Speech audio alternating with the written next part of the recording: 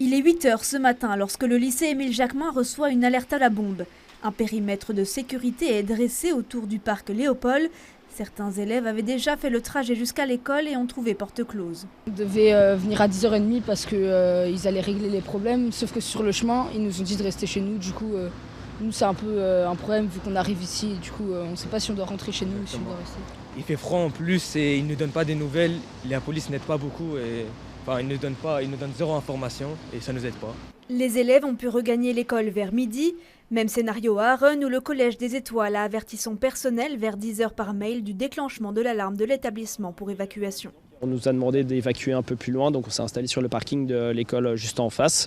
Et après ça, après à peu près 1 heure d'attente, donc on a appris que les lieux étaient sécurisés, vu le nombre de police, et après on a pu reprendre les cours. On avait donc déjà des agents de police qui étaient là, ensuite il y a eu des renforts qui sont arrivés au compte-gouttes, d'ailleurs avec des chiens, et donc ils ont a priori fouillé le bâtiment. Dans le même temps à Scarbeck, le collège général Roi-Baudouin était évacué après la réception d'une alerte à la bombe.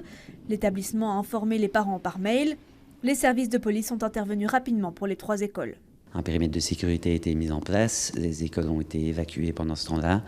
Vous avez des chiens spécialistes en détection des explosifs qui accompagnaient les services de police qui ont fouillé les lieux, et une fois qu'on s'est assuré que tout était en ordre, les écoles ont pu être réintégrées par les élèves et le périmètre de sécurité a été levé. Des fausses alertes qui sont passibles de lourdes peines. Ce sont des faits que le parquet prend très au sérieux.